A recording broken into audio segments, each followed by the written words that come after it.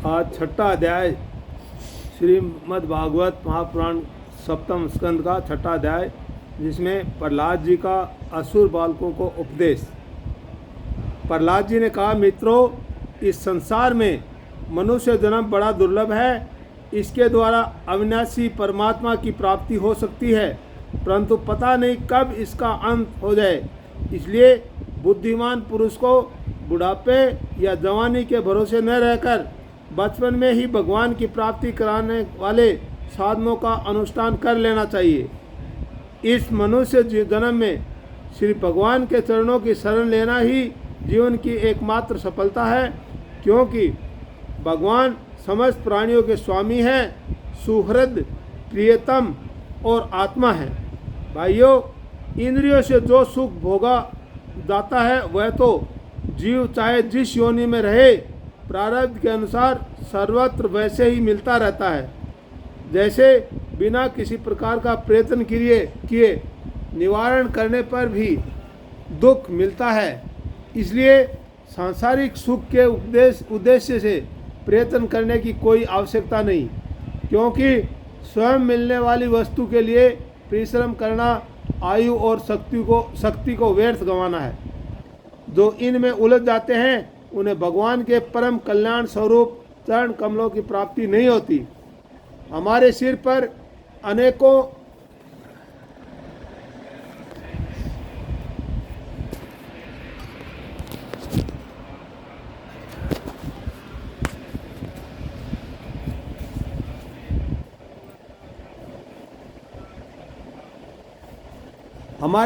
अनेकों प्रकार के भय सवार रहते हैं।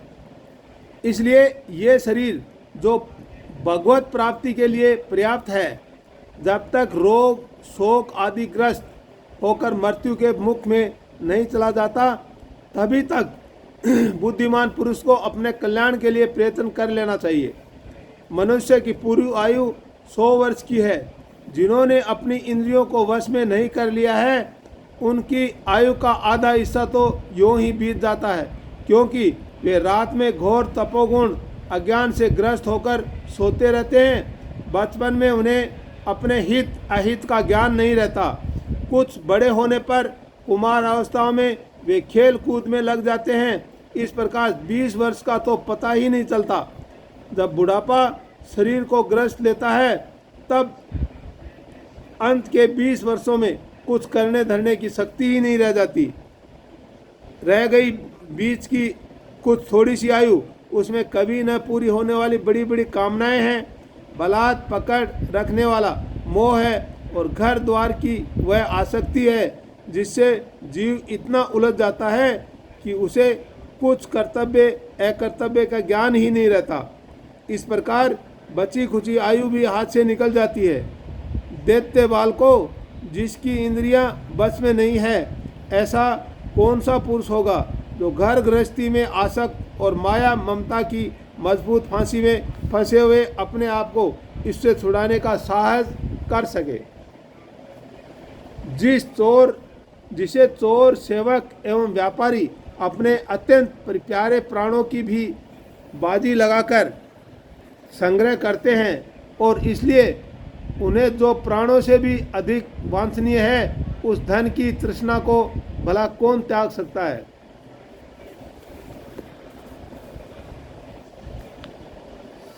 जो अपनी प्रियतमा पत्नी के एकांत सहवास, उसकी प्रेम भरी बातों और मीठी सलाह पर अपने को निछावर कर चुका है, भाई बंधु और मित्रों के स्नेह पास में बन चुका है और नन्हे नन्हे शिष्यों की तोतली बोली पर लुभा चुका है, भला वह उन्हें कैसे छोड़ सकता है।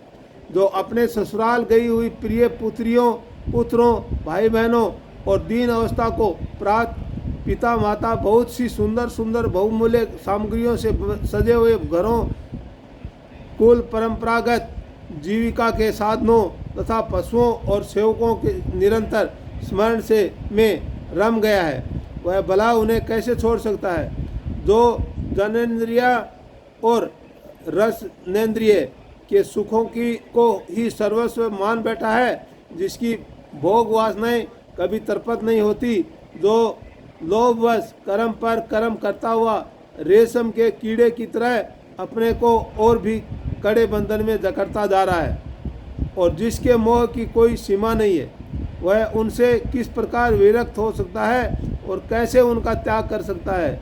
ये मेरा कुटुंब है, इस भाव से उसमें वह इतना रम जाता है कि उसी के पालन पोषण के लिए अपनी अमूल्य आयु को गंवा देता है, और उसे ये भी नहीं जान पड़ता कि मेरे जीवन का वास्तविक उद्देश्य नष्ट हो रहा है।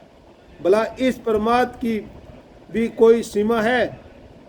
यदि इस कामों में कुछ सुख मिले तो भी एक बात है, परंतु यहाँ तो जहाँ जहाँ वह जाता है वहीं वहीं दैविक और भौतिक ताप उसके हृदय को जलाते रहते हैं। फिर भी वैराग्य का उदय नहीं होता।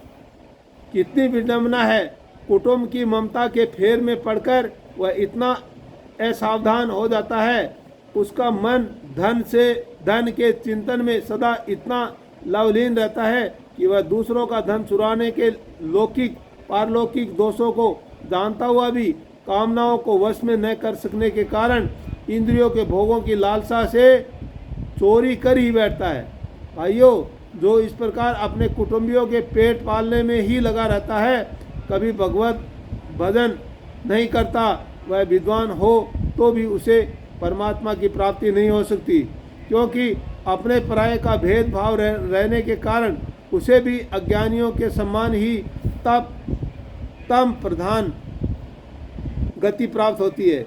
जो कामिनियों के मनोरंजन सामान उनका क्रीड़ा मृग बन रहा है, और जिसने उस अपने पैरों में संतान की बेड़ी जकड़ ली है, वह बेचारा गरीब चाहे कोई भी हो, कहीं भी हो, किसी भी प्रकार से अपना उद्धार नहीं कर सकता। इसलिए भाइयों, तुम लोग विषय आसक्त दैत्यों का संग दूर से ही छोड़ दो और आदिदेव भगवान नारायण की शरण ग्रहण करो, क्योंकि जिन्होंने संसार की आसक्ति छोड़ दी है, उन महात्माओं के वे ही परम प्रियतम और परम गति है।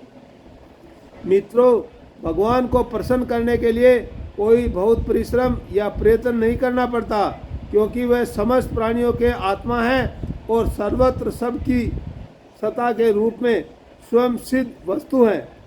ब्रह्मा से लेकर तिनके तक छोटे बड़े समस्त प्राणियों में पंचभूतों से बनी हुई वस्तुओं में, पंचभूतों में सूक्ष्म तंत्र मात्राओं में, महतत्व में, तीनों गुणों में और गुणों की साम्य अवस्था प्रकृति में एक ही अविनाशी परमात्मा विराजमान है। वे ही समस्त सौंदर्य, माधुर्य और ऐश्वर्यों की खान है। वे ही अंतर्यामी दृष्टा के रूप में है, और वे ही दृश्य जगत के रूप में भी सर्वथा अनिर्वचनीय तथा विकल्प रहित होने पर भी दृष्टा और दृश्य, व्याप्य और व्यापक के रूप में उनका निर्वचन किया जाता है। वस्तुतः उनमें एक भी विकल्प नहीं है। वे केवल अनुभव स्वरूप, आनंद स्वरूप एकमात्र परमेश्वर ही है। गुणमयी सृष्टि करने वाली माया के द्वारा ही उनका ऐश्वर्य छिप रहा है। इसके निवृत्त होते ही उनके दर्शन हो जाते हैं। इसलिए तुम लोग अपने दैत्यपने को, आसुरी संपत्ति का त्याग करके समस्त प्राणियों पर दया करो, प्रेम से उनकी भलाई करो। इसी से भगवान प्रसन्न होते हैं। आदि नारायण अनंत भगवान के प्रसन्न हो जाने पर ऐसी कौन सी वस्तु है जो नहीं मिल जाती। लोक और परलोक के लिए जिन धर्म, अर्थ आदि की आवश्यकता बतलाई जाती है, वे तो गुणों के परिणाम से बिना प्रयास के स्वयं ही मिलने वाले हैं। जब हम श्री भगवान के चरणामृत का सेवन करने और उनके नाम गुणों का कीर्तन करने में लगे हैं, तब हमें मोक्ष की भी क्या आवश्यकता है। यो शास्त्रों में धर्म, अर्थ और काम, इन तीनों पुरुषार्थों का भी वर्णन है। आत्मविद्या, कर्मकांड, न्याय, तर्कशास्त्र, दंड नीति और जीविका के विविध साधन, ये सभी वेदों के प्रतिपादित विषय हैं। परंतु ये अपने परम हितैषी परम पुरुष भगवान श्री हरि को आत्मसमर्पण करने में सहायक है। तभी मैं इन्हें सत्य सार्थक मानता हूँ। अन्यथा ये सब के सब निरर्थक हैं। ये निर्मल ज्ञान जो मैंने तुम लोगों को बतलाया है बड़ा ही दुर्लभ है। इसे पहले नर नारायण ने नारद जी को उपदेश किया था और ये ज्ञान उन सब लोगों को प्राप्त हो सकता है जिन्होंने भगवान के अनन्य प्रेमी एवं अकिंचन भक्तों के चरण कमलों की धूलि से अपने शरीर को नहला लिया है। यह विज्ञान सहित ज्ञान विशुद्ध भागवत धर्म है। इसे मैंने भगवान का दर्शन कराने वाले देव ऋषि नारद जी के मुंह से ही पहल सुना था। प्रहलाद जी के सहपाठियों ने पूछा, प्रहलाद जी, इन दोनों गुरुपुत्रों को छोड़कर और किसी गुरु को तो न तुम जानते हो और न हम। ये ही हम सब बालकों के शासक हैं। तुम एक तो अभी छोटी अवस्था हो और दूसरे जन्म से ही महल में अपनी माँ के पास रहते हो। तुम्हारा महात्मा नारद जी से मिलना कुछ असंगत सा जान पड़ता है।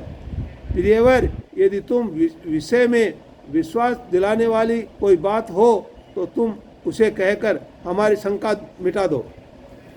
तो आज का अध्याय यहीं पे समाप्त होता है और कल जो शुरू करेंगे हम 7वां अध्याय। 7वें अध्याय में प्रहलाद जी का माता के गर्भ में प्राप्त हुए नारद जी के उपदेश का वर्णन बताएंगे वो उन बालकों को। ये कल होगा और आपको मैं हमेशा निवेदन करता हूँ कि आप भागवत के एक अध्याय को ज़रूर पढ़िए, सुनिए। इससे आपका ज्ञान बढ़ेगा, आपकी मानसिकता में बदलाव आएगा और जब मानसिकता में बदलाव आ जाता है तो जीवन सफल हो जाता है। अपने शरीर को मानसिक रूप से स्वस्थ रखने का एक बहुत ही अच्छा साधन है। इस साधन को आप अपना लीजिए, बहुत फ़ायदा मिलेगा। आप मेरे चैनल को देख करके आप सुन सकते हो, नहीं तो एक श्रीमद् भागवत महापुराण की एक किताब आती है, पुस्तक आती है जो 500 रुपये में मिलती है, उसको ला करके आप पढ़ सकते हो। अगर वो लाने की स्थिति में नहीं है, हर आदमी के बस की बात नहीं है, ना ही उसको पढ़ने का सबके पास टाइम है, लेकिन मेरे चैनल पे पूरी भागवत को मैं अपलोड करने की कोशिश कर रहा हूँ। डेली एक अध्याय अपलोड करता हूँ। जितने अध्याय आप पढ़ने शुरू करेंगे वो अध्याय आप एक एक करके पढ़ते जाइए। आगे आगे मैं अपलोड करता जाऊंगा और एक दिन आपका ऐसा आ जाएगा कि आप पूरे महापुराण को सुन पाओगे और इसको आप सुन लोगे, आपका जीवन सफल हो जाएगा। आपको अगर मेरा बात अच्छी लगती है तो मेरे चैनल को सब्सक्राइब करिए, लाइक करिए और शेयर करिए। बहुत बहुत धन्यवाद।